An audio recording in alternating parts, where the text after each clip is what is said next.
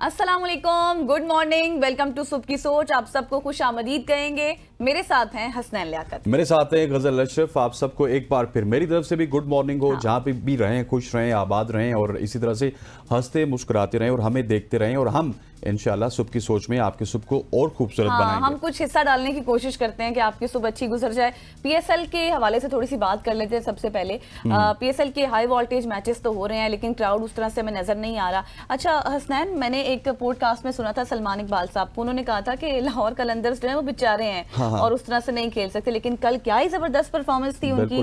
3 साल बाद जिस तरह से कराची को उन्होंने हिट किया और किस तरह से मारा, मतलब मैं तो ये कहूंगी कि don't under estimate the power of anyone, है ना। एग्जैक्टली और आप ये जब किसी पॉडकास्ट में किसी को बेचारा कहते हैं ना, तो अल्टीमेटली वो सुन भी रहा होता है कहीं ना कहीं। वो 3 साल से हार रहे थे, कल उन्होंने वन साइडेड मुकाबले में कराची को शिकस्त दी। लेकिन जो आपने बात की है, ग्राउंड खाली होते हैं सिर्फ कराची मेरा का ग्राउंड। सवाल आपसे यही था कि ग्राउंड खाली है, सिर्फ कराची का ग्राउंड क्यों खाली है? रावलपिंडी का खाली नहीं है, लाहौर का खाली नहीं है, मुल्तान का खाली नहीं है, तो कराची का खाली क्यों है?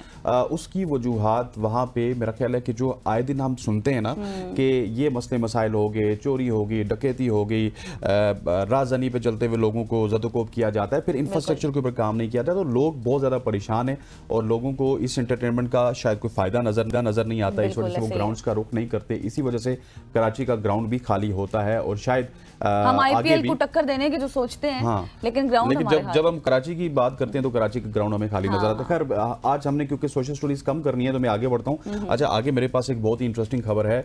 जराए का ये कहना है कि मुसलसल नाकामी पर बाबर आजम और उनके जो बड़े चाहने वाले हैं वो सब परेशान हैं। पाकिस्तान क्रिकेट बोर्ड में भी बहुत सारे लोग ऐसे हैं जो बाबर आजम को 2026 के T20 वर्ल्ड कप में देखना चाहते थे। वो वही कह रहा हूँ कि वो परेशान भी हैं।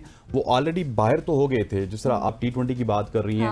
T20 में न्यूजीलैंड सीरीज में तो वो बाहर हुए थे, लेकिन 2026 के क्रिकेट वर्ल्ड कप में उनकी वापसी की राहें हमवार की जाती थी और ये कहा जा रहा था कि बाबर आजम अगर PSL में परफॉर्म करेंगे तो वो टीम में वापस आ सकते हैं। लेकिन अनफॉर्चुनेटली बाबर आजम ने पहले मैच में 0 बनाया, दूसरे मैच में 1 बनाया और अब अगर बाबर आजम इसी तरह से मुसलसल नाकाम रहे तो उनकी 2026 की T20 वर्ल्ड कप में वापसी मुमकिन नहीं होगी और ये पाकिस्तान क्रिकेट के लिए एक बहुत बड़ा नुकसान होगा। बाबर आजम को अगली 8 इनिंग्स में कुछ ना कुछ करना होगा और इस शल से निकलना होगा। अगर वो इस शल से नहीं निकल पाए तो 2026 के T20 वर्ल्ड कप में आप बाबर आजम को नहीं देख सकेंगे। ये हमारे जराए का कहना है। अब आगे बढ़ते हैं और आगे बढ़ते हुए कुछ भी मुमकिन है, कुछ भी मुमकिन है। आज हमने थोड़ा सा क्रिकेट के ऊपर बात की, क्रिकेट के ऊपर डिटेल सेगमेंट आगे जाके करेंगे, लेकिन आज हमने ट्रेंडिंग स्टोरीज नहीं किए। मामलात ऐसे चल रहे हैं जिनके ऊपर हमने बात करनी है। सबसे पहले अगर इस्लामाबाद हाई कोर्ट की बात की जाए तो इस्लामाबाद हाई कोर्ट के जजेस की ट्रांसफर और नई सीनियरिटी लिस्ट का मामला इस वक्त सुप्रीम कोर्ट में है और सुप्रीम कोर्ट में इस मामले की कल समाअत होगी 17 को। इंपॉर्टेंट समाअत है ये, बड़ी इंपॉर्टेंट समाअत है। हाई कोर्ट में जो झगड़ा चल रहा है ना जजेस के हवाले से, उनकी सीनियरिटी लिस्ट के हवाले से या फिर उनके ट्रांसफर के हवाले से। अब जो मैं आपको बताऊं कि सीनियर तरीन जब बना दिया गया था सरफराज जोगर साहब को फरवरी में, तो उसके बाद फिर उनको आपको पता है कि ट्रांसफर भी उनका किया गया, जिस तरह से जो भी मामलात हुए। अब ये कहा जाता है 5 जजेस जिन्होंने एतराजात उठाए, उन्होंने कहा कि अब ये ऑथ लेना होगा जो भी जिसका भी ट्रांसफर होगा। जब जाहिर है वो ऑथ लेंगे तो फिर वो सीनियरिटी में कम हो जाएंगे, लेकिन गवर्नमेंट की कहती है कि जब किसी का ट्रांसफर हो जाए तो उसके लिए ऑथ लेना जरूरी नहीं होता। इसके साथ साथ अब 17 अप्रैल को कहा जा रहा है कि जुडिशियल कमीशन ऑफ पाकिस्तान की मीटिंग भी है जिसमें फैसला होना है KP हाई कोर्ट के हवाले से, बलोचिस्तान हाई कोर्ट के हवाले से और इस्लामाबाद हाई कोर्ट के हवाले से। इस्लामाबाद हाई कोर्ट इसलिए भी इंपॉर्टेंट है क्योंकि यहाँ पे तमाम मेन और बड़े बड़े केसेस लगते हैं और मौजूदा सिनेरियो की अगर मैं बात करूँ तो इमरान खान के जितने भी केसेस हैं या फिर उनकी हियरिंग्स हैं या फिर जितने भी उनके आपको पता है बड़े बड़े केसेस के यहाँ पे ही चलते रहते हैं मुकदमा। इसी तमाम तरह सूरत पर बात करने के लिए हमारे साथ इन स्टूडियो आज सुबह सवेरे मौजूद हैं एडवोकेट एहसान साहब। बहुत शुक्रिया सर आपके वक्त के लिए, आपने अर्ली में ज्वाइन किया। सबसे पहले तो ये बताएं कि आइन का आर्टिकल की अगर हम बात करें 200, वो तो ये कहता है कि ट्रांसफर हो सकता है, लेकिन अभी जो लास्ट हियरिंग हुई थी आपको याद होगा उसमें तो ये सवाल उठाया जा रहा था कि हाई कोर्ट का जो कयाम है वो एक्ट के जरिए हुआ है। अब एक्ट क्या इस चीज की इजाजत देता है कि इस तरह से ट्रांसफर हो सकता है, क्योंकि आर्टिकल तो कह रहा है। ये थोड़ा हमें भी समझाएं और हमारे देखने वालों को। बिस्मिल्लाहिर्रहमानिर्रहीम। गज़ल और हसनैन, आपको बहुत बहुत सुबह मुबारक जो, और आपकी शुक्रिया कि आपने बुलाया जो है, और बड़ा इम्पोर्टेंट टॉपिक जो है वो आपने पहले क्रिकेट का किया और डेफिनेटली कराची के लोगों को सोचना चाहिए कि क्यों बार बार लोग ये कह रहे हैं कि वो स्टेडियम्स के अंदर नहीं आ रहे, उन्हें स्टेडियम्स में आना चाहिए। चूँकि कराची के जो ग्राउंड्स हैं उसने बड़े अच्छे अच्छे क्रिकेटर्स भी पैदा किए हैं, और हमेशा से जब भी कोई पाकिस्तान के अंदर टीम आती है तो एक मैच या दो मैच, चाहे टेस्ट हो, वनडे हो, T20 हो, आना चाहिए। तो मेरा ख्याल है कि उन्हें अपनी जो एक पुरानी ट्रेडिशंस हैं उसको रिस्टोर करना चाहिए, और स्टेडियम आबाद ही हों तो अच्छे लगते हैं।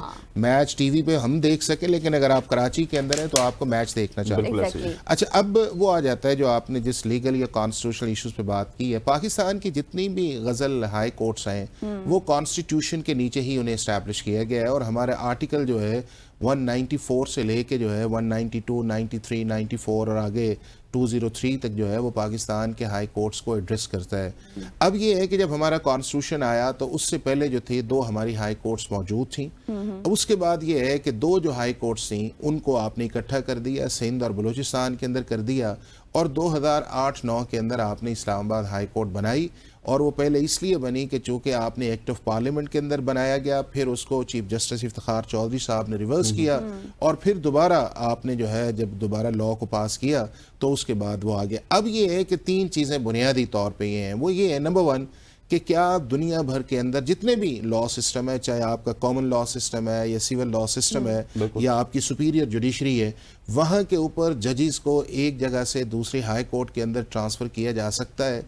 एक ये क्वेश्चन है, और बिल्कुल किया जा सकता है। दूसरा 2 इश्यूज उसके अंदर हो रहे हैं कि क्या जब हाई कोर्ट का जज एक दफ़ा ओथ ले लेता है तो उसे दोबारा ओथ लेने की ज़रूरत है, और तीसरा उसके अंदर ये है कि उसकी सीनियरिटी जो है, क्या फिर सीनियरिटी जो है वो उसकी सेकंड ओथ से आएगी या दूसरी जगह जाके, या उसकी सीनियरिटी जो है वो फर्स्ट ओथ से आएगी कि जिस दिन एलिवेट हुआ हो। अब ये दुनिया भर के अंदर 100 से ज़्यादा ममालिक जहाँ जहाँ पे आपका रिटन कॉन्स्टिट्यूशन है वहाँ के ऊपर ये प्रोविजंस मौजूद है, और वो प्रोविजन किसी जगह ये है कि जो एग्जेक्टिव है या प्रेसिडेंट है वो सोल डिस्क्रिप्शन इस्तेमाल करता है, किसी जगह वो चीफ जस्टिस से मिलकर इस्तेमाल करता है, किसी जगह जो है उस जज की कॉन्सेंट जो लेनी चाहिए। हमारे ओरिजिनल कॉन्स्टिट्यूशन के अंदर ये प्रेसिडेंट का इंडिपेंडेंट प्रेरोगेटिव था।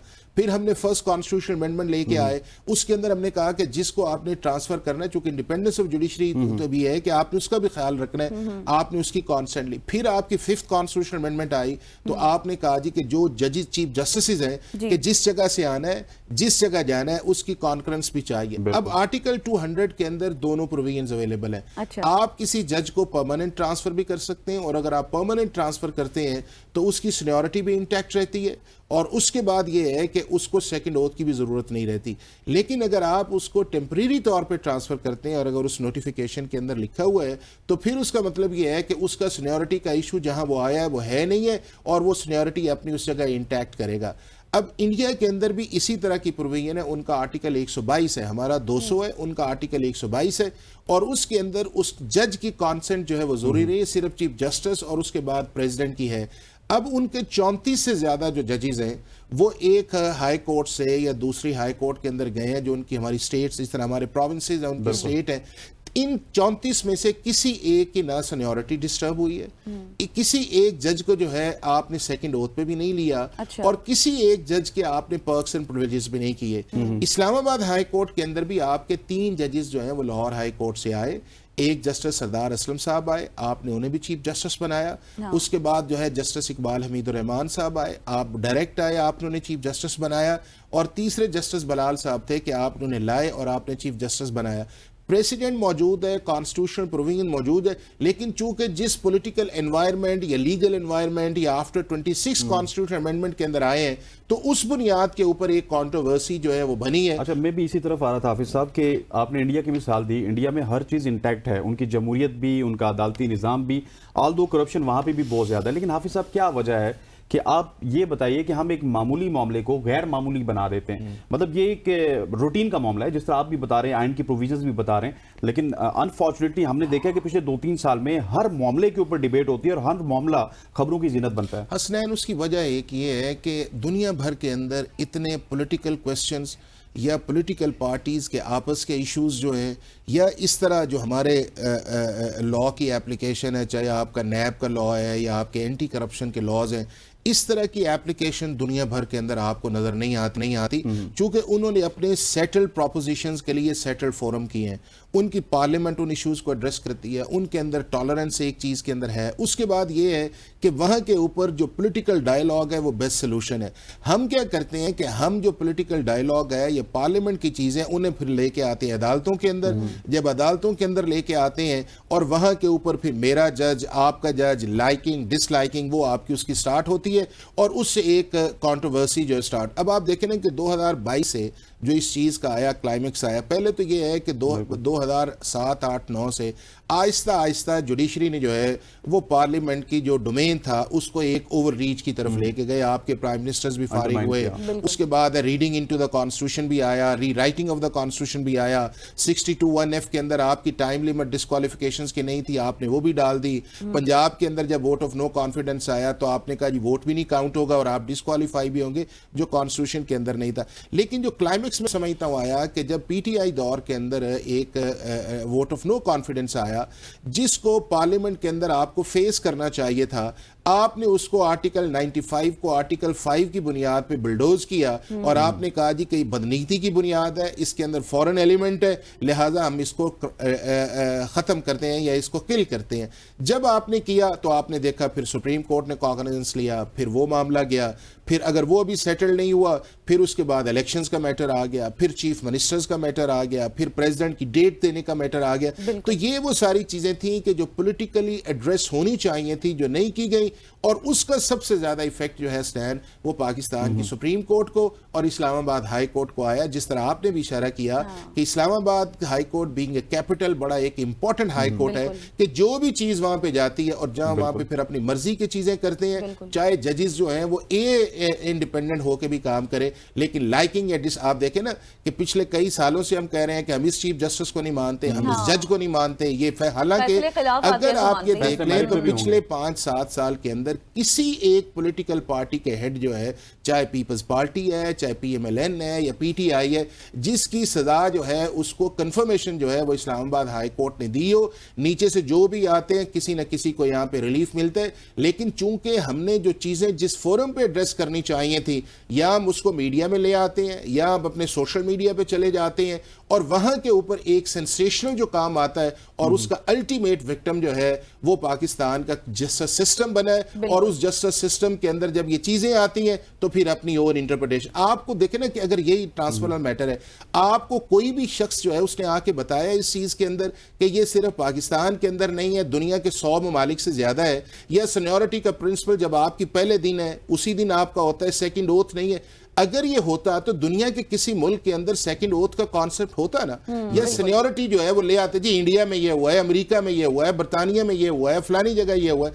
लेकिन चूंकि हम उन चीजों को एड्रेस नहीं करना चाहते और हम ये सब अभी भी जो सारा आपका क्रिटिसिज्म है वो चला गया है प्रेसिडेंट का, जी प्रेसिडेंट को नहीं करना चाहिए। अभी प्रेसिडेंट अगर तो बजाते खुद करता नहीं, प्रेसिडेंट अगर खुद करता तो आप उसको जस्टिसिएबल कर सकते थे। अब उस प्रेसिडेंट के साथ पाकिस्तान का चीफ जस्टिस इन्वॉल्व है, उसके अंदर आपका केपीके का चीफ जस्टिस था, उसके अंदर बलूचिस्तान है, सिंध है, पंजाब से जो आए हैं लोग आए हैं। अगर वो सारे लोग उसके अंदर इन्वॉल्व होते हैं, उस सारे प्रोसेस के अंदर आए हैं, यानी कि अभी 3 जो जजेस आए हैं 3 हाई कोर्ट से आए हैं, जिसमें बलूचिस्तान भी है, आपकी सिंध भी है और उसके बाद आपका पंजाब भी है। तो अगर ये सारी चीजें आई हैं तो क्या आप समझते हैं कि पाकिस्तान का जो चीफ जस्टिस है उसे कॉन्स्टिट्यूशन का नहीं पता, या पाकिस्तान के जिसका हाई कोर्ट के चीफ जस्टिस उस वक्त थे या वो कुछ सुप्रीम कोर्ट के उन्हें नहीं इस चीज का पता था? हाँ, सारा कुछ उसका पता है, लेकिन हम वो चीजें जो है अपनी मर्जी के मुताबिक चूंकि चलाना चाहते हैं, लिहाजा उसकी इंटरप्रिटेशन ये है। और अभी भी मैं समझता हूं कि इस तरह का जितना भी पॉलिटिकल चीजें आती हैं, और ये जिस तरह ये आ गया या आपका मिलिट्री कोर्ट्स का आ गया, ये हमारी हाई कोर्ट्स या सुप्रीम कोर्ट्स को जल्द फैसले करने चाहिए। 2, 3, 4, 5 अब देखें ना कि मिलिट्री कोर्ट्स है 50 से ज्यादा हेयरिंग हो चुकी है। इसी तरह आपको उससे पहले नैब अमेंडमेंट से 50 से ज्यादा हेयरिंग हो चुकी है। उसके बाद ये क्या नाम है आपका, ये मैटर्स जो जो है ये उसी दिन टेकअप होना चाहिए था कि जिस दिन इस्लामाबाद हाई कोर्ट के जजेस ने पिटीशन फाइल की, इसको लगाते एक दो हेयरिंग से अंदर कॉन्स्टिट्यूशनल बेंच भी तो हमारा बैठा हुआ है। देखे ना कि वो देखे गजल, ये कॉन्स्टिट्यूशनल बेंच जो है ये भी हमने सिर्फ जो है एक एंटी नैरेटिव के तौर पे, ये मुमकिन ही नहीं है, ये है ही नहीं है। आपको अल्टीमेट कॉन्स्टिट्यूशनल कोर्ट की तरफ जाना पड़ेगा, पाकिस्तान के इंसाफ के निजाम को दो जगह तकसीम करना पड़ेगा कि जहां पे political issues, constitutional matters, legal interpretations और इस तरह की चीजें जो है वो एक और सिस्टम के अंदर जाएं, और एक आम आदमी का जो केस है जिसका आपका सिविल का मैटर है, क्रिमिनल का मैटर है, जिसके राइट्स हैं, जो 20-20, 25-25 साल लगा रहता है, उसको किस तरह इंसाफ के निजाम के अंदर लेके, अब देखें ना हमारी रैंकिंग जो है वो 130 नंबर पे है, दुनिया जो है हमारे सिस्टम के ऊपर ट्रस्ट नहीं करती, हमारी कॉन्ट्रैक्ट कंप्लायंस 156 नंबर।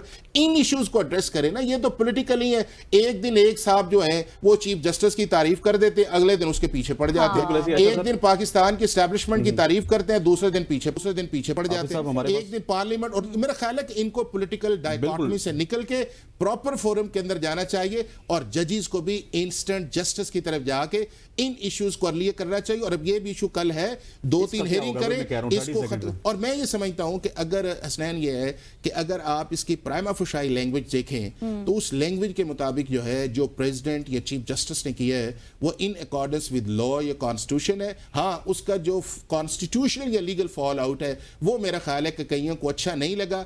अब उसकी कॉन्स्टिट्यूशनल के अंदर रेमेडी जो है वो अवेलेबल नहीं है, तो मेरा ख्याल है कि जो अपॉइंटमेंट्स की गई हैं तीनों जो है उनको पाकिस्तान की सुप्रीम कोर्ट जो है वो वैलिडेट या इंटैक्ट रखेगी, चूंकि उसके अंदर जो प्रोसेस था उसको आपने अडॉप्ट किया, और वो प्रोसेस जो है वो आप उसको जस्टिफाइबल नहीं। बिल्कुल, अगर फैसला उन जजेस के खिलाफ आ जाता है जो दरख्वास्त गुजार थे, तो जाहिर है फिर लाइकिंग डिसलाइकिंग और ये सिनेरियो काफी खतरनाक नजर आ रहा है। वंश एहसान साहब हमारे साथ मौजूद है, बहुत शुक्रिया सर आपके वक्त के लिए। यहाँ पर वक्त हुआ एक ब्रेक का, और ब्रेक आते हैं, स्टे विद अस।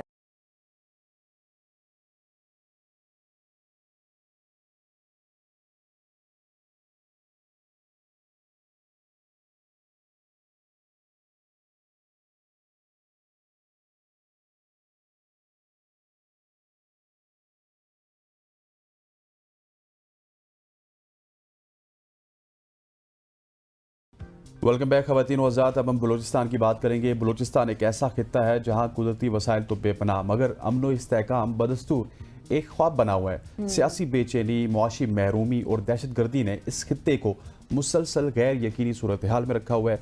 आज एक बार फिर दहशत गर्दी का वाक़या हुआ जिसने न सिर्फ जानों का नुकसान किया बल्कि एक बार फिर इस सवाल को जन्म दिया कि बलूचिस्तान कब सुख का सांस लेगा और कब बलूचिस्तान के हालात बेहतर होंगे। इन्हीं कुछ हालात के ऊपर बात करेंगे और इन सवालात के जवाब जानने की कोशिश करेंगे। बिल्कुल, दहशत गर्दी एक बार फिर से सर उठा रही है, और पिछले मंथ की बात है, जाफर एक्सप्रेस का वाक़या हो गया, और आज आप देख लें कि जिस तरह से कल, और मसला ये है स्नैन के सबसे ज़्यादा पुलिस एहलकारों को निशाना बनाया जाता है, कभी उनकी वैन्स को, कभी जो कांस्टेबली एहलकार को बनाया जाता है। इसी पर बात करेंगे। पहले डिटेल्स ले लेते हैं अपने ब्यूरो चीफ कोयटा मुस्तफ़ा बुज़दार साहब हमारे साथ मौजूद है। मुस्तफ़ा, बताइएगा धमाके की शिद्दत, उसकी नोयत, कितने एहलकार जख्मी हैं, कितने शहीद हुए हैं, इस वक्त की क्या ताज़ा तरीन इत्तलात हैं आपके पास? बिल्कुल, बलूचिस्तान में जो दहशतगर्दी की लहर है एक बार फिर जो है शिद्दत अख्तियार कर गई है। अगर बात की जाए पुलिस एहलकारों की, पुलिस एहलकार जो हैं वो निशाने पर हैं। गलत तंजीमें जो है मुसलसल उनको निशाना बना रही हैं। जाफर एक्सप्रेस का वाकया हुआ, उसके बाद 2 रोज कबल भी जो पुलिस मोबाइल है उसको निशाना बनाया गया है। लेकिन गुज़िश्ता रोज एक बार फिर जो है पुलिस की जो बस है उस को जो है बारूदी बम से टकराया गया है। एक मोटरसाइकिल में नष्ट किया गया था। जो कि पुलिस की जो गाड़ी है वो करीब से गुजरी है तो रिमोट कंट्रोल धमाके से वो जो मवाद था उससे उड़ा दिया गया है, जिसके नतीजे में 3 एहलकार जो है वो शहीद हो गए हैं, जिनमें से 2 का ताल्लुक जो है सीपी डिवीजन यानी कि एक का सीपी शहर, दूसरे का डेरा मुफ्ती से था, तीसरा जो है रिहायशी पंजगुट था। जो शहीद 20 एहलकार जख्मी हुए हैं जिनको करीबी अस्पतालों में मुंतकिल किया गया है। जो शहीद कोयटा अस्पताल था उनको मुंतकिल किया गया है, उनका इलाज जारी है। ये सारा अमल उस वक्त पेश आया जब पुलिस की जो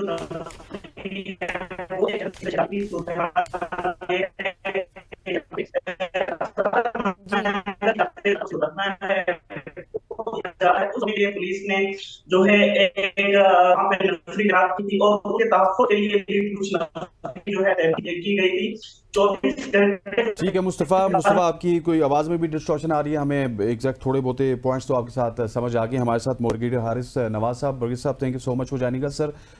ये जो बलूचिस्तान के वाक़यात हैं आए दिन हो रहे हैं, गज़ल जिस तरह कह रही थी कि सिक्योरिटी फोर्सेस को निशाना बनाया जा रहा है, पुलिस को निशाना बनाया जा रहा है, पंजाबियों को निशाना बनाया जा रहा है। सर मुझे ये बताइएगा कि बलूचिस्तान का जो मसला है इसका हल क्या है? इसका कोई अस्करी हल है, सियासी हल है, बातचीत से इसका हल निकलेगा? क्योंकि पिछले 70 साल से तो हम यही देख रहे हैं कि बलूचिस्तान मसाइल में गिरा हुआ है। देखिए, बात यह है कि बलूचिस्तान को आप हमें समझने की जरूरत है कि बलूचिस्तान में क्यों दहशतगर्दी हो रही है। जैसे पहले आप जिक्र कर रहे थे, Balochistan is full of mines and minerals, और कुदरती मादनियात की भरमार है। यहाँ पर ट्रिलियन डॉलर के रिजर्व हैं, और दुनिया ये चाहती है कि क्योंकि पाकिस्तान एक इस्लामिक मुल्क है, वाहिद न्यूक्लियर मुल्क है, हमारी जियोस्टेटिक लोकेशन बहुत अच्छी है, फौज हमारी बहुत लड़ाका है, मजबूत है, दुनिया तारीफ करती है, और अगर हम इकोनॉमिक तरक्की करेंगे तो अपने फैसले अपने मुल्की मफादात में करेंगे, IMF, वर्ल्ड बैंक और दुनिया की मर्जी के फैसले नहीं करेंगे। ये यहाँ कैश पॉइंट है। दे वांट कि पाकिस्तान इकोनॉमिक तरक्की ना करे, हम IMF, वर्ल्ड बैंक के चुंगल में रहें, उनके मर्जी के फैसले करते रहें, और हम अपनी जो है ना मुल्क की में खुशहाली ना ला सकें। इसके लिए उन्होंने बलूचिस्तान को टारगेट किया हुआ। वो चाहते हैं कि ना हमारा CPEC मनसूबा कामयाब हो, ना हमारा गवादर पोर्ट ऑपरेशनलाइज हो, और ना हम ये तरक्की कर सके। क्योंकि अगर अफगानिस्तान में अमन हो जाएगा, जहाँ पर 24 टेररिस्ट ऑर्गेनाइजेशन इस वक्त ऑपरेट कर रही है, और ख़ास तौर पे इंडियन रॉ जो है वो वहाँ पर काबुल एम्बेसी में DLA, BLF, BNA, मजीद ब्रिगेड, ख्वारजियों को, TTP को, फिर IS खुरासान पाकिस्तान को, इन सब को वो सपोर्ट कर रहे हैं। उनको पैसे भी देते हैं, उनको टारगेट भी देते हैं, रिकॉग्निशन भी कराते हैं, और ऑपरेशन करवाते हैं। सो हमें अब ये देखना है कि हमने इसको कैसे ओवरकम करना है। ओवरकम करने के लिए सबसे इम्पोर्टेंट मल्टी प्रॉन्ग स्ट्रैटेजी लेके आनी चाहिए। बलोच कॉन्फ्रेंस पार्टियां जो हैं, हमें उनसे मुज़ाकरात करने चाहिए, जो पाकिस्तान के आइन कानून को मानते हैं और मॉडरेट हैं।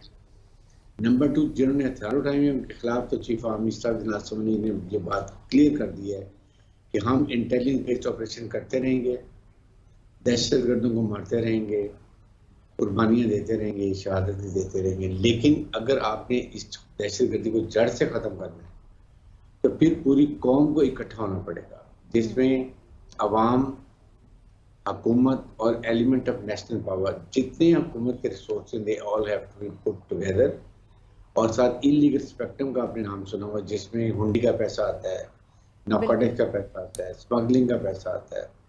ये सारी चीज़ों को रोकने की ज़रूरत है, ताकि ये ना फाइनेंशियल टेररिज्म होगा, ना इनको पैसा मिलेगा, और ये टेररिज्म खत्म हो जाएगा। हारिस साहब, बिल्कुल आपने ठीक फरमाया कि अब हमें इसका हल तो ज़ाहिर बैठ के ही निकलेगा, बातचीत करके। सिविल और उसकी क़यादत जो है मिलकर बैठें, बातचीत करें, इसका कोई लाहे अमल ढूंढें, मुत्तहिद होकर इसका खात्मा करें। लेकिन आप समझते हैं अब इस सारी सूरत हाल में नेशनल एक्शन प्लान की भी, उसका भी जायजा लेने की ज़रूरत है? बहुत सख्त ज़रूरत है, बल्कि अभी पहले 20 पॉइंट थे, फिर बाद में भी 14 पॉइंट आए थे, उस पर भी अमल नहीं हुआ। देखें, 1-1.5 महीना हो गया जाफर एक्सप्रेस एक्सीडेंट को। हुकूमत ने क्या एक्शन किया? क्या हुकूमत ने अपना बहुत स्ट्रॉन्ग फेडरल गवर्नमेंट का डेलीगेशन कोयटा भेजा है? क्योंकि देखें, बलूचिस्तान के मसाइल हल करने के लिए आप इस्लामाबाद बैठ के मसाइल हल नहीं कर सकते।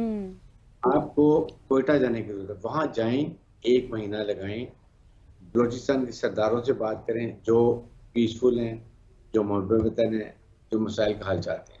कॉन्फ्रेंस बाद नेशनल पॉलिटिकल पार्टी जो वहाँ की, उनसे बात करें। उसके बाद उनसे जाके पूछेंगे उनकी क्या रिजर्व है, क्या तहफ़्फ़ुज़ात क्या हैं, क्या प्रॉब्लम है, क्या व्हाट डू दे वांट। वो उनको देखें, उसको रिजॉल्व करें। उसके लिए अपनी मॉनिटरिंग टीम बनाएं, उसके थ्रू फंडिंग करें और उसको रिजॉल्व करें। नंबर 2, लड़ाई कर रहे हैं, बिल्कुल इनके खिलाफ ऑपरेशन करते रहें, इनको मारते रहें। प्लस अमेरिका से बात करें कि इंडिया वहाँ पर टोटल डायरेक्ट इन्वॉल्वमेंट कर रहा है, खुल्लम खुल्ला कर रहा है। आप उसको वहाँ पर नकेल डालें। अमेरिकन जाते हुए इन अबंडेंस वेपन एमुनिशन जान के छोड़ के गए, ताकि वो इन टेररिस्ट ऑर्गेनाइजेशन के हाथ पे लगे और अफगानिस्तान में अमन ना हो। और अगर अफगानिस्तान में अमन नहीं होगा, लड़ाई झगड़ा होगा, वहाँ टेररिस्ट ऑर्गेनाइजेशन के लिए वो जन्नत बनी रहेगी, तो फिर हमारी सेंट्रल एशिया से अफगानिस्तान के थ्रू बलूचिस्तान को कनेक्टिविटी नहीं होगी। अगर कनेक्टिविटी नहीं होगी, आप मुझे बताइए किस तरीके से उनका सामान अफगानिस्तान के रास्ते बलूचिस्तान आएगा, फिर ग्वादर पोर्ट से अफ्रीका की और मिडिल ईस्ट के मंडियों में चला जाएगा, या चाइना काशगर से आएगा 8 दिन के अंदर और वहां पर ग्वादर पोर्ट चला जाएगा। तो ये मसाइल है। इसलिए हमें सेकंड, उसके बाद हमें सख्ती से अमेरिका से बात करनी है कि हमने आपके लिए क्या कुछ किया है। फिर अफगान इंटरिम गवर्नमेंट जो पूरी हुकूमत है उनसे बात करें, डेलीगेशन भेजें कि जी हम आपके लिए क्या कुछ करते हैं। हम तो एक बार डिमांड करते हैं, अपनी सरजमीन आपने कमिटमेंट की थी कि किसी टेररिस्ट ऑर्गेनाइजेशन को किसी मुल्क के खिलाफ इस्तेमाल नहीं देगी, लेकिन आपकी तरफ से खुल्लम वायलेशन हो रही है। बिल्कुल। फिर उनके अफगान रिफ्यूजीज जो हैं, फिर उनको वापस हमने जो भी फैसला किया सख्ती से अमल करें। प्लीज सेंड में 15-20 लाख अफगान ये जो हमारे रिफ्यूजीज हैं, ये जब ये सबसे बड़ी ब्रीडिंग प्लेस है, यहीं पर छुप जाते हैं, यहीं से उनको रिकॉर्डेंस होती है, सहूलतकारी होती है, फिर ऑपरेशन होते हैं। तो हम कहीं ना कहीं एक स्ट्रॉन्ग स्टेप लेने की जरूरत है।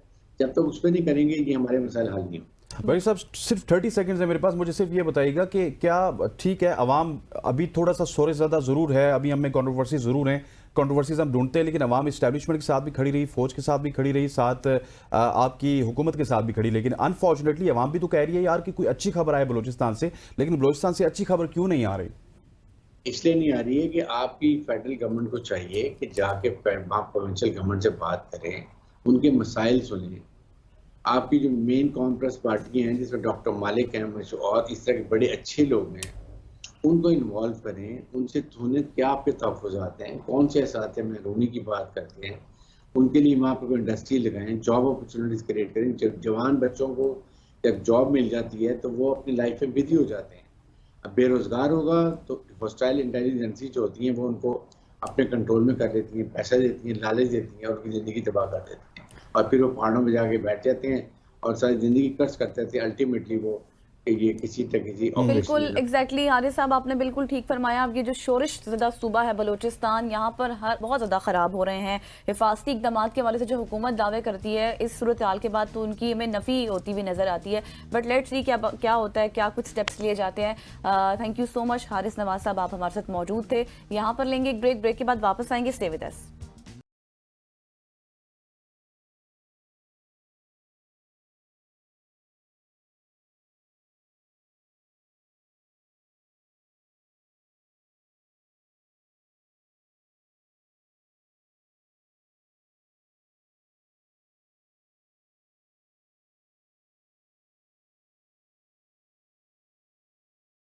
वेलकम बैक खवातीन आज़ाद। अब पाकिस्तान के तालीमी निज़ाम के हवाले से बात करेंगे जो आज भी ऐसे सवालात के गिर्द घूमता है जिनका जवाब ना सिर्फ नौजवानों के मुस्तकबिल बल्कि इस मुल्क की तरक्की से जुड़ा है। यहाँ तालिब इल्म जो हैं वो डिग्री तो ले लेते हैं लेकिन अमली दुनिया के लिए तैयार नहीं होते, ना महारत, ना रहनुमाई, ना ही कोई वाज़ेह सिमत होती है। इसके बरक्स दुनिया भर में तालीमी निज़ाम सिर्फ क्लासरूम तक महदूद नहीं है बल्कि उसमें विजन है तहकीक है, मौक़े हैं और खुद इत्मादी की तरबियत शामिल होती है। और ऐसे में कुछ लोग हैं जो ना सिर्फ इस फ़र्क को समझते हैं बल्कि अपने तजुर्बे और अपने इल्म के जरिए नौजवानों के लिए नई राहें भी तलाश करते हैं। और इससे रिलेटेड आज हमारे साथ मौजूद हैं एक ऐसी ही मोटिवेशनल और विजनरी एजुकेशन एक्सपर्ट जो पाकिस्तान के तलबा को बैरून मुल्क आला तालीम के मौके दिलाने के लिए एक फ़ाल किरदार भी अदा कर रहे हैं। जनाब समीउल्लाह शेख साहब, आप माहिर तालीम हैं, thank you so much for joining us. समी साहब, सबसे पहले तो मुझे ये बताएं, फ़र्क तो हम सब जानते हैं, छोटा बच्चा भी जानता है कि क्या बाहर के तालीमी निज़ाम में और पाकिस्तान के निज़ाम में फ़र्क है। आपने बहुत प्रोजेक्ट्स पर काम किया, now you are currently working in Pakistan. थोड़ा सा बताइएगा कि पाकिस्तान कितना पीछे है तालीमी निज़ाम में, कहाँ पर लैग करता है, किन स्टेप्स की ज़रूरत है? Thank you so much for having me. Actually एक चीज़ सबसे ज़्यादा बहुत ज़्यादा इम्पोर्टेंट है जो सर फ्रांसिस बेकन ने एग्जैक्टली 1597 में एक चीज़ कही हुई थी कि नॉलेज इज़ पावर।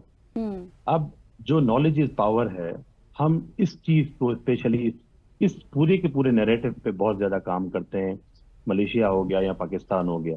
अब हमने मलेशिया की जो स्टैटिस्टिक्स या उनकी पूरी की पूरी जो रिसर्च है इन टर्म्स ऑफ एजुकेशन, जब उस पर हमने एनालाइज किया है कि क्या ऐसी चीज़ थी मलेशिया के पास जिन्होंने अपने आप को almost with in the span of 10 to 20 years एक इस तरह की, आप देखें, जाइगेंटिक किस्म की प्रोग्रेस उन्होंने की है कि हर जगह पे उनका जो है वो नाम जो है वो कहा जाता है। अब पूरे के पूरे साउथ ईस्ट एशिया में एग्जैक्टली उन्होंने क्या किया कि एजुकेशन को अपने आप हब बनाया। अब उन्होंने सबसे पहले अपने लोगों को एग्जैक्टली बाहर भेजा वेस्टर्न कंट्रीज में, जहां से स्टूडेंट्स उनके पढ़ के आए, और वहां पे आने के बाद उन्होंने पूरी की पूरी यूनिवर्सिटी का बहुत बड़ा स्ट्रक्चर जो है वो खड़ा किया। आप पूरे साउथ ईस्ट एशिया में अगर आप कैलकुलेट करें, सिंगापुर हो गया, आपके पास वियतनाम हो गया, आपके पास लाओस हो गया, या बाकी जो भी इंडोनेशिया वगैरह कंट्रीज हैं, उसमें जितनी यूनिवर्सिटीज मलेशिया के पास हैं उतनी यूनिवर्सिटीज किसी और भी कंट्रीज में नहीं है, जिसकी वजह से स्टूडेंट्स बहुत ज्यादा वहां पे अट्रैक्ट होते हैं। और specially being a Muslim country, वहां पे पूरे मिडिल ईस्ट से, पाकिस्तान से स्टूडेंट अट्रैक्ट होके वहां पे आते हैं। मतलब सरप्राइजिंगली उन्होंने ऐसी ऐसी यूनिवर्सिटीज वहां पे एस्टेब्लिश की हैं, ये जो यूनिवर्सिटीज की रैंकिंग बहुत ज्यादा अच्छी है, लेकिन वो ऑस्ट्रेलिया में भी है, वो आके यूएस में भी है, लेकिन उन्होंने अपने कैंपसेस वहां पे बनाए हुए हैं। So the vision is very simple. I mean, they actually thought that we have to invest on the education. That is the reason why I think Malaysia keeps on growing and growing. लेकिन वो समी साहब, education पे ना हम सारे ही invest करते हैं, लेकिन अनफॉर्चुनेटली हमारी की रैंकिंग पूरी दुनिया में भी कहीं नहीं है, पाकिस्तान में भी कहीं नहीं है। यूनिवर्सिटी से जो बंदा फारिगुल तहसील होता है उसको भी ये नहीं पता होता मैंने आगे जाके क्या करना है। लेकिन what you are going to do in Pakistan education system, जो कि थोड़ा सा डिफरेंट होगा? अब देखिए, इसमें ट्विस्ट यही है। आई थिंक हमारे पाकिस्तान में, yes, I would say that research is very very progressive, research हमारी कंडक्ट हो रही है, लेकिन आई स्टिल बिलीव के जो यूनिवर्सिटीज जो क्यूएस रैंकिंग में बहुत अच्छी यूनिवर्सिटीज हैं, जिन यूनिवर्सिटीज ने बहुत ज्यादा दुनिया में एक रिमार्केबल किस्म के जो है प्रोफेसर्स या एक रिसर्च कंडक्ट किए हैं, I think we from Pakistan we will have to invest our resources in that aspect as well. हमें अपने स्टूडेंट्स को रिसर्च करने के लिए एक बाहर भेजना पड़ेगा। वहां से उन्होंने, दुनिया ने अपने आप को एजुकेशनली या एकेडमिकली किस तरीके से प्रोग्रेस किया है, उस एस्पेक्ट को उन्होंने एग्जैक्टली स्टडी करके, उसके बाद अब कुछ लोग कहते हैं कि ये ब्रेन ड्रेन है।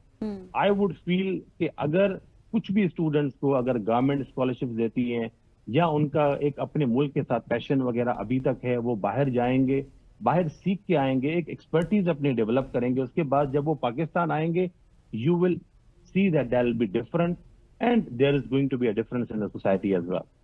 ठीक हो गया सभी साहब, मैं चाहता हूं कि आपसे मजीद भी डिस्कशन की जाए, लेकिन आपने जो डिफरेंस की बात की ना, तो इसके हवाले से हम एक दफ़ा फिर आपको ज़रूर तंग करेंगे।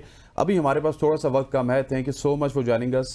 सभी हमारे साथ मौजूद थे जो कि डिफरेंस की बात कर रहे थे, और हमारे एजुकेशन सिस्टम में ये डिफरेंस होना चाहिए, और डेफिनेटली जब ये डिफरेंस होगा तो वो हमारी सोसाइटी में भी नजर आएगा और हमारे स्किल लेवल में भी नजर आएगा। ऐसा ही है, और समी इसके ऊपर काम भी कर रहे हैं, इस हवाले से भी हम उनको बहुत अप्रिशिएट करते हैं। आपने कहा दोबारा भी लेते रहेंगे, उनसे इन डिटेल सेगमेंट भी करेंगे, बातचीत करेंगे, लेकिन अभी यहाँ पर तो एक ब्रेक का, वापस आएंगे, स्टे विद अस।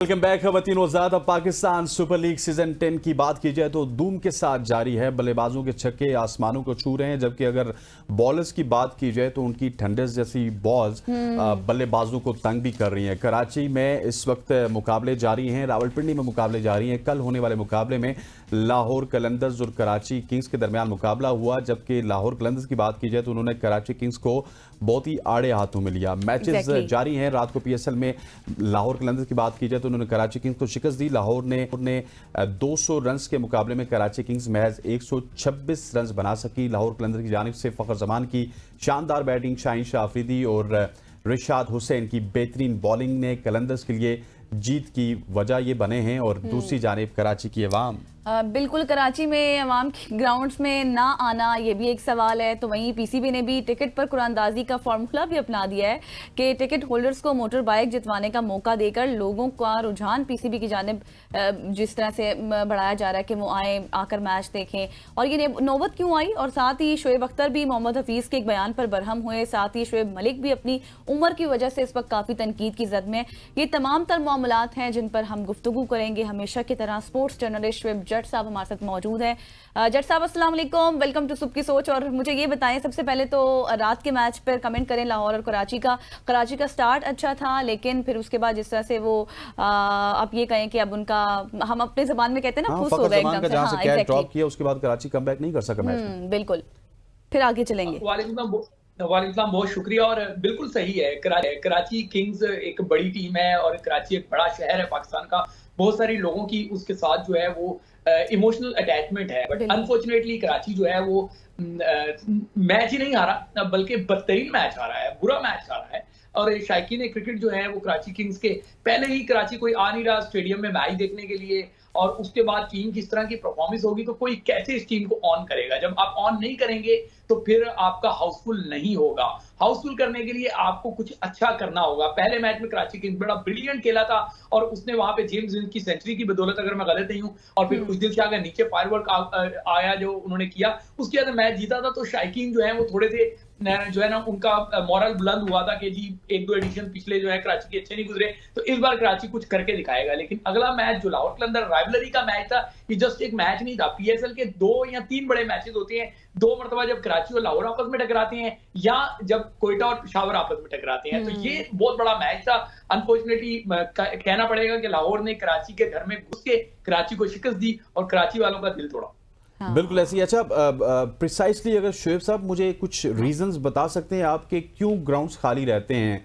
क्या सिक्योरिटी की रीजंस हैं कि बहुत दूर से लोगों को चल के आना पड़ता है? क्योंकि आप कराची के बासी भी रहे, आप वहां पे आपने मैचेस भी कवर किए, क्या वजह है कि लोग नहीं आ रहे? या फिर कौमी टीम की जो पै दर पे शिकस्तें हैं 2022 के बाद, उस वजह से भी लोग कराची में रुक नहीं कर रहे?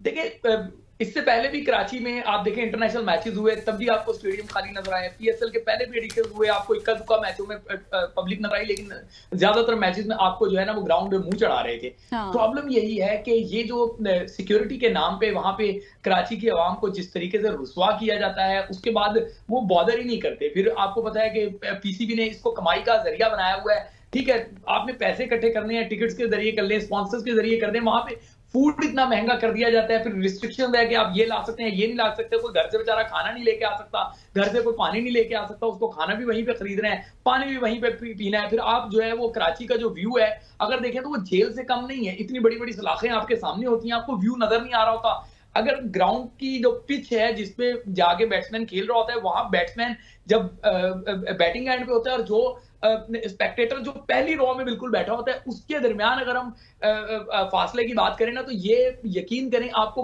कई 100 मीटर का ये फासला है। वो इतने बोने नजर आ रहे होते हैं, तो उनको देखने कौन आएगा? जब आपने लाहौर में इतना खूबसूरत व्यू कर दिया, फिर कराची तो सबसे बड़ा स्टेडियम था, आपने इसको नजरअंदाज किया। एनीवेज, आने वाले दिनों में शायद ये कुछ ऐसा कर पड़े। लेकिन एक बात जो हसनैन आपने की थी, मैं उस पर बात करना चाहूंगा। अलार्मिंग सिचुएशन है। आपने कहा कि छक्के लग रहे हैं, छक्के लग रहे हैं, लेकिन तब जब पहली टीम बारी लेती है, जब दूसरी टीम बारी लेने आती है तो 150 भी नहीं हो रहा। 5 200 के मैचेस हुए हैं, उन 200 के मैचेस में एक मरतबा 200 चेस हुआ है, और वो चेस जो है वो जेम्स विंस के 100 की बदौलत हुआ। बाकी 4 मैचेस में 200 क्या 150 रन भी नहीं बने, 200 के ताकुब में 150 भी नहीं बन रहे। तो इसका मतलब है क्या पाकिस्तानी बैटर्स जो हैं, चाहे वो बाबर आजम हो, चाहे वो बाकी बड़े नाम हो, शान मसूद आपका टेस्ट का कप्तान वहां पे मौजूद है, सलमान अली आगा चले, उनकी टीम तो इस्लामाबाद यूनाइटेड है, वो जीत रही है। तो इनकी जो 200 के ताकुब में टीमें हैं वो 150 भी नहीं कर पा रही। तो इसका मतलब है कहीं ना कहीं हमारी बैटिंग पावर में वो दमखम नहीं है। चेस का सुनते ही इनका मोराल जो है वो गिर जाता है, ताजिए ठंडे हो जाते हैं। बिल्कुल। अच्छा, मुझे जट साहब ये भी बताएं कि अभी तक हमने कोई लोकल लड़का नहीं देखा पीएसएल में, इसके पीछे क्या वजूहात हैं?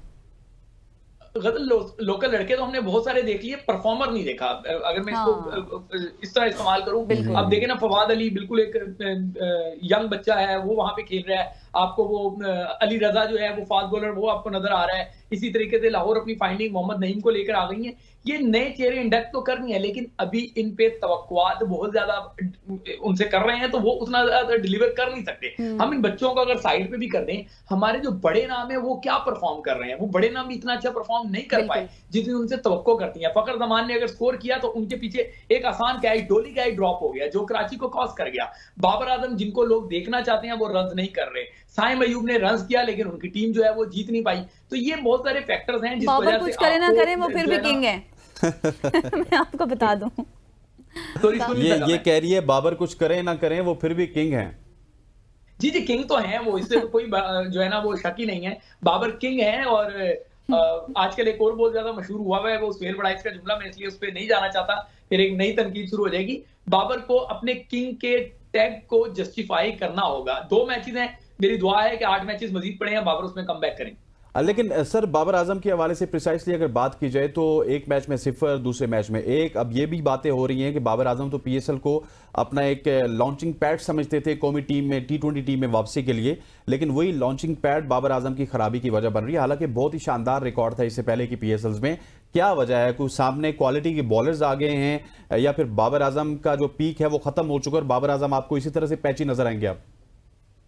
देखिए, बाबर को समझना चाहिए कि बाबर 1 डाउन आ जाए, 1 डाउन आने में कोई तौहीन नहीं होती, कोई बेइज्जती नहीं होती। अगर बाबर 1 डाउन आ जाएंगे, मोहम्मद हारिस का बल्ला जो है वो रन उगल रहा है, मोहम्मद हारिस ऊपर चले जाएंगे, साइम अयूब को करेंगे, तो 2 जो एक तरह के जब बॉलर जो बैटर्स है ना, फिर लेफ्ट और राइट का भी कॉम्बिनेशन है उन दोनों का, और वो दोनों एग्रेशन के साथ खेलते हैं, तो यकीनन अपोनेंट को खिलाफ अगर उन्होंने 5 ओवर भी बारी ले ली तो बाबर जब आएंगे तो बाबर को बहुत ज्यादा जो है ना उनको एडवांटेज होगा कि ऊपर से स्कोर लगे होंगे। तो बाबर को चाहिए 2 मैचेस में अगर उनसे रन नहीं हुए तो एक मैच में नीचे आके देख लें, अगर वहां पे भी रन ना हो तो फिर चाहे दोबारा ऊपर चले जाएं। बाबर को थोड़ा सा समझ बूझ से काम लेना होगा। मैं हमेशा बाबर पे बहुत तनकीद करता हूं, लेकिन इस एडिशन में मैं क्योंकि चाहता हूं, क्योंकि ये एशिया कप सर पे खड़ा है, वर्ल्ड कप सर पे खड़ा है, पिछले 5-6 साल हमने बाबर को दिए, तो मैं बाबर को बाय हार्ट सपोर्ट कर रहा हूं कि बाबर इस एडिशन में किसी भी तरह आके परफॉर्म करें ताकि जस्टिफाई हो उनका एशिया कप खेलना, उनका T20 वर्ल्ड कप खेलना, क्योंकि हम किसी बच्चे को वहां लेके नहीं जा सकते। जिन बच्चों को हमने मौका ही नहीं दिया तो इन बड़ों को मौका दिया है, तो मैं दिल से दुआ करता हूं बाबर कुछ करें। रिजवान के हवाले से क्या तबसरा करेंगे? उनकी सेंचुरी तो उस दिन रायगा गई, क्या वो वापसी कर सकेंगे? देखिए, ये पीएसएल जो है वो एक्चुअली आपको नजर आएगी कि बहुत सारे खिलाड़ी जो हैं वो मजबूत कैंडिडेट बन जाएंगे। अभी 2-2 मैचेस हुए हैं, अभी बहुत सारे मैचेस पड़े हैं, 8 मैचेस तकरीबन हर टीम को खेलने हैं, तो बहुत सारे कमबैक होंगे। अच्छी बात यह है कि 200 रन बनना शुरू हो गए हैं। 6 मैचेस हुए हैं गालिबन अभी तक, 6 मैचेस में से 5 में 200 रन बने हैं, चाहे एक ही टीम ने बनाए हैं 200 या एक में चेस में भी 200 बन गए थे। अच्छी बात है कि पीएसएल 200 की तरफ जा रही है। अब चेस भी होने लग गए हैं 200 पे 200, तो फिर आप देखें कितना प्यारा मैच था मुल्तान सुल्तान का, जिसमें रिजवान ने सेंचुरी की और उस तरफ से जेम्स विंस ने कराची किंग्स से सेंचुरी की। 200 पे 200 रन बने ना, तो एक जो है वो कहते हैं ना कि एक नया जज्बा सा आ जाता है शायकीन में भी, क्रिकेट टीम जो टीमें लड़ाई होती है उनमें भी। तो आने वाले मैचेस में आपको 200 पे 200 बनते हुए दिखाई देंगे। बिल्कुल ऐसी। अच्छा सर, ये पेशावर जल्मी के साथ क्या हो गया? पेशावर जल्मी की फास्ट बॉलिंग में कोई नजर नहीं आ रहा। पहले सलमान इरशाद होते थे, आमिर जमाल होते थे, उससे पहले वहाब रियाज होते थे, उनकी फास्ट बॉलिंग बहुत ही लीथल होती थी, लेकिन अनफॉर्चुनेटली अब तो उनकी फास्ट बॉलिंग बहुत कमजोर नजर आ रही है। मोहम्मद अली जिनको वो लक समझते थे वो परफॉर्म नहीं कर रहे, इसकी क्या वजह है? जी, मोहम्मद अली तो अपने होम ग्राउंड में मुल्तान में जाके परफॉर्म कर देंगे। बात यह है कि मैं समझता हूं कि पेशावर जल्मी का फोकस 2 चीजों पे रहा है। हो सकता है मैं गलत हूं, लेकिन मुझे ऐसा लगता है, एक बाबर आजम और साइम अयूब को कैश कराने पर, और दूसरा जो है वो उनका फोकस रहा है उस पे क्या नाम है, जावेद अफरीदी की प्रमोशन पे। ये इस तरीके से नहीं होती। फ्रेंचाइजीज जो है वो क्रिकेट की प्रमोशन के लिए हैं।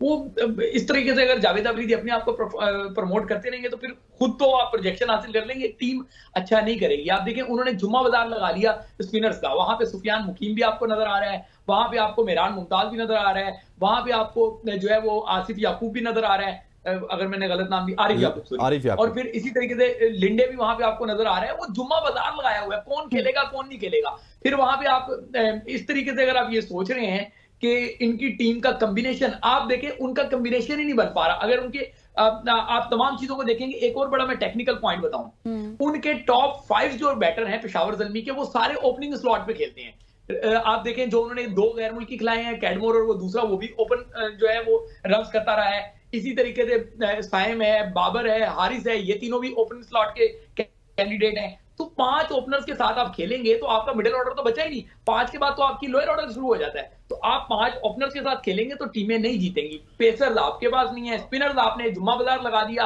आप सही टाइम पे अपना पत्ता नहीं खेल रहे, तो फिर आई डोंट थिंक सो कि पेशावर जल्मी इस एडिशन में। जट साहब, आप शॉर्टली ये बताएं मुझे आज के मैच के हवाले से क्या तबसरा करेंगे? इस्लामाबाद यूनाइटेड और दूसरा मुल्तान सुल्तान्स, किसका पलड़ा भारी है? वैसे तो इस्लामाबाद जीत रहा है।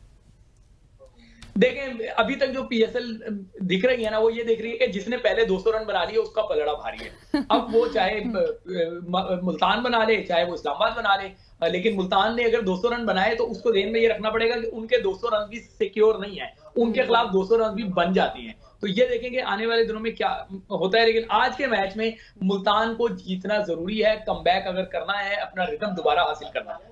शोएब जट साहब, थैंक यू सो मच। जानी का समय टाइम दिया करें, आपसे गपशप करके बहुत है। सीनियर स्पोर्ट जर्नलिस्ट शोएब जट साहब हमारे साथ मौजूद थे, खवातीन औजात जो कि बेबाक अंदाज में तजिया कर रहे थे। यहाँ पे वक्त वो चाहता है एक शॉर्ट सी कमर्शियल ब्रेक का ब्रेक लेते हैं, वापस आते हैं। Stay with us.